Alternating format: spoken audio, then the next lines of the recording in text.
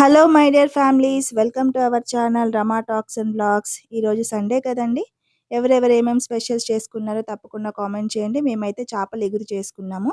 శీలావతి చేపలు 1 కేజీన్నర తీసుకొచ్చాము. నీట్గా ఉప్పు నిమ్మకాయ పిండేసి కడిగేసుకొని అందులో ఉప్పు, పసుపు, కారం, ధనియా పొడి, జీలకర్ర పొడి, అల్లం వెల్లిగడ్డ పేస్ట్ వేసి కలిపేసుకోండి. మీ కారానికి తగ్గట్టుగా మసాలాలు యాడ్ చేసుకోండి. నెక్స్ట్ ఒక కళాయి పెట్టి ఆయిల్ పోసి 2 లవంగాలు, 2 యాలక్కాయలు, ఒక దాల్చిన చెక్క వేసి అవి కాగాక 3 ఉల్లిపాయలు మిక్సీ పట్టి వేసుకొని 4 పచ్చిమిరపకాయలు కూడా పొడవుగా చీల్చి వేసుకోండి. నెక్స్ట్ 2 టమాటోలు కూడా కట్ చేసి వేసుకొని కాస్త పుదీనా, కొత్తిమీర, చిటికెడంత పసుపు, ఉప్పు కూడా వేసుకోండి.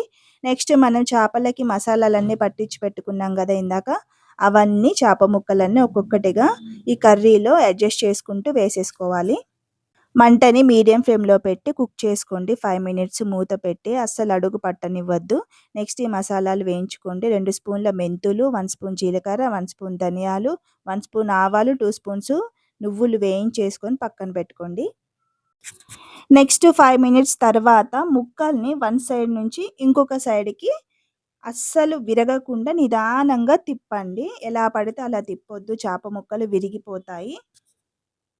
నెక్స్ట్ వచ్చేసి ఒక పెద్ద నిమ్మకాయ సైజ్ అంత చింతపండుని మనం కర్రీ ప్రిపేర్ చేస్తున్నాం అన్నప్పుడే నానబెట్టి పెట్టుకోండి. చక్కగా నానిపోతుంది. మీరు గంటెతో కడపడం రానప్పుడు ఇట్లా చేత్తోటి కలపండి. అలా చేస్తే ముక్క విరిగిపోకుండా ఉంటుంది. మనకి చింతపండు పులుసు తీసి పెట్టుకున్నాం కదా, ఈ చింతపండు పులుసు అంతా ఇందులో వేసి క్లాత్ తోటి గిన్నెను పట్టుకొని ఇలా తిప్పండి. అస్సలు చేప ముక్క విరిగిపోకుండా ఉంటుంది. చూసారా కర్రీ ఎంత యమ్మీగా ఉందో, చూస్తుంటేనే నోట్లో నీళ్ళు ఊరిపోతున్నాయి. ఇందాక మనం వేయించి పెట్టుకున్నాం కదా ఆ మసాలాలు, వాటిలో లాస్ట్లో ఒక వెల్లిపాయ పొట్టు తీయకుండా బరకగానే మిక్సీ పట్టుకోండి. ఉడుకుతున్నప్పుడే ఈ మసాలా పొడిని ఇందులో వేసేయండి. అసలు కర్రీ అయితే నెక్స్ట్ లెవెల్ ఉంటుంది. ఫస్ట్ టైం ట్రై చేసే వాళ్ళు కూడా చాలా ఈజీగా ట్రై చేయొచ్చండి. పప్పును ఎంత సింపుల్గా ట్రై చేస్తామో చేపల ఇగురు కానీ పులుసు కానీ అంతే ఈజీగా అయిపోతుంది. కాస్త చిన్న చిన్న బేసిక్ టిప్స్ తెలిసుంటే చాలు, చాలా ఈజీగా బ్యాచిలర్స్ కానీ, కొత్తగా పెళ్ళైన వాళ్ళు కానీ, వంట రాని వాళ్ళు కానీ చాలా ఈజీగా ట్రై చేయొచ్చు. మనం లాస్ట్లో వేసాం కదండి మెంతి పొడి, ధనియాలు, జీలకర్ర, ఆవాలు, నువ్వులు, వెల్లుల్లి. ఈ పొడి వల్ల కర్రీకి చాలా టేస్ట్ వస్తుంది. ఉడుకుతున్నప్పుడే మనకు ఆ ఫ్లేవర్ స్పష్టంగా తెలుస్తుందనమాట.